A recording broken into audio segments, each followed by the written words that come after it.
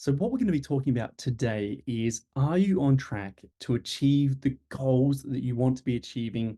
And are the actions you're taking in line with achieving those goals? And if not, what could be the missing piece? Because this is something that we see a lot with clinic owners, business owners, anyone really, is there's a few key things here that can be missing if we're not moving towards and achieving our goals. Now, I've got them written down here. The first one is specific knowledge. So having the right knowledge to be able to make the right decisions. The next one is the correct actions that are in line with your goal. And thirdly, the accountability and support in order to achieve this. And I wanted to talk through it today with a real life scenario from a clinic that I was working with a few months ago now. And we've been working together on a few key things, but I'm going to focus on one of them, and I won't use names. I'm going to de-identify this. But this clinic owner really wanted to be able to decrease their time on the tool, so decrease the amount of clients that they were seeing. They wanted to be able to increase the income that they were getting, and then they'd set their own personal financial goal of being able to have their partner not have to work so she could spend more time at home with the kids, which was part of their family goal. And so when we looked at this and we broke it down and we looked at the current actions that they were taking and we looked at what was on the plan, there was a lot of fluff, I'll call it, on the plan. There were a lot of things that they were doing that were making them busy, right? They were refining systems, lots of systems they were refining that didn't necessarily need to be refined in line with the key goals and key actions. Doesn't mean it doesn't need to be done, but it might not be the most pressing action right now.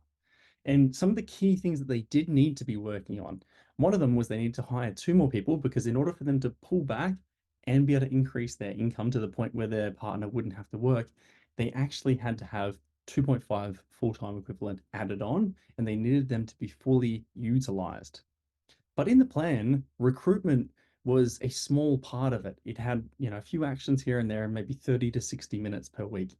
But that was one of the key drivers of success here. And then we're looking at other things in the plan that were not key drivers of success. And they had 5, 10, 15 hours per week there. And so we can see this discrepancy. Now, you may be wondering, well, recruitment, well, besides putting the ad up, what else can I be doing? There's a lot of things. And I think if you really break it down, in this example, we said, all right, how can we be creating connections in the community? So we looked at what are all the events that they can attend to actually go and meet people and to start networking with potential future candidates.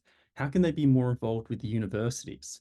How can they be doing some lecturing and some tutoring as a guest? So not a consistent thing, but as a guest going in, again, building relationships with those final year students.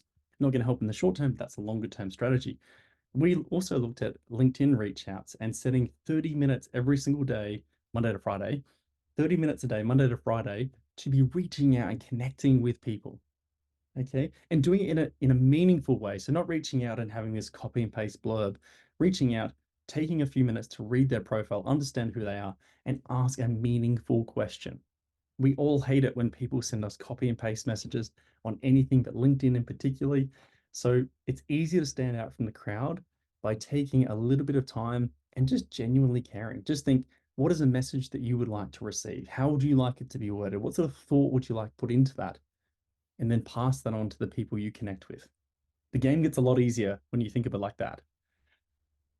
So there are a few key things we had them working on. And then aside from that, we then said, well, why don't we actually work with a recruitment company? And the reason that we were a little bit averse to working with a recruitment company was the price. So this person said, well, if I'm paying $10,000 to $12,000 per hire, it's a lot of money. However, when we looked at it in the break-even spreadsheet, we could understand the numbers. If we were paying, let's say, 12,000 per full-time equivalent FTE hire, we were going to be paying $30,000 to pick up the three people that we needed in order for this person to be able to pull off the tools and achieve their goal. And in the scheme of things, when we looked at that over the lifetime average of a clinician in their team at the moment is about 3.7 years, it's actually not so bad. And if that happens just 4 months earlier because they used a recruitment agency, they're actually ahead financially.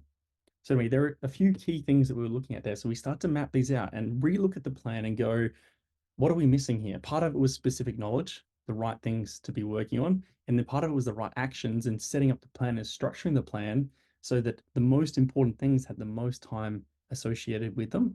And then the third one was the accountability. And the reason I think that the accountability was so important, especially in this case, is because on the plan, there were things they didn't necessarily love doing. It was the LinkedIn reach outs. Now, I'll put my hand up and say it's not my favorite thing in the world, but whenever I'm working on something, and I'd love you to think like this is the mindset to take into the plan and the key things you're working on within the plan. When you're working on something that you don't enjoy working on, but it's a high value, high importance action, okay? Just think, do other people enjoy doing this? Do they do this effectively? Do they do this well? Do they do it consistently? If the answer is no, you're actually competing against less people. You're in the, if you think of the book Blue Ocean, you're no longer in the red ocean where everyone's competing. Everyone finds it easier to put a job ad up on Seek because it doesn't take much effort. They don't have to put themselves out there. They just do it. They pay a little money and then they hope. Okay. Still do that. Still a good idea to do. However, for people doing LinkedIn reach outs effectively, it's a much smaller pool of people doing that well. And so you're now competing against less people in an area where you have more chance of winning and more control. And so that's the mindset to take into those challenging things. You might not love doing it, but if you love the result, learn to love the process. So that's the example for today, to break down and understand, what do you really need? Like, what are the things you need? It's often a combination of all three. It is specific knowledge, the correct actions on your plan in line with your goal, with the right time and resources allocated to each based on how important that each thing is to achieving your goal. And then the last one is the accountability and support. So having those people in your corner to help you to actually achieve that goal. And that's what we do here at Clinic Mastery. That's what we help clinic owners to do. And if you would like to get in contact with us, just have a chat and see what we do, learn a little bit more about what we do, then feel free to email me, peter@clinicmastery.com. Let's have a chat. Let's talk. No obligations at all, but we'd love to hear from you. We'd love to help you to achieve your goals and to grow your clinic, my friends. Have a fantastic day, and we'll see you in the next lesson.